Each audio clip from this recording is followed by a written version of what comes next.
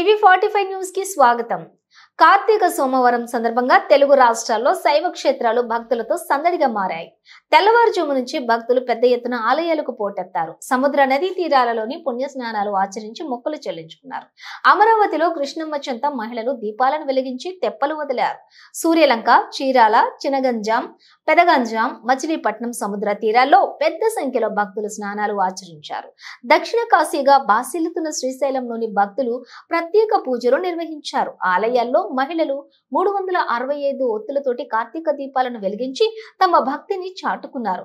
ద్రాక్షారామం, కోటప్పకొండ, శ్రీకాళహస్తి, మహానంది తదితర పుణ్యక్షేత్రాల్లో భక్తులు బారులు తీరి స్వామివారిని దర్శించుకున్నారు.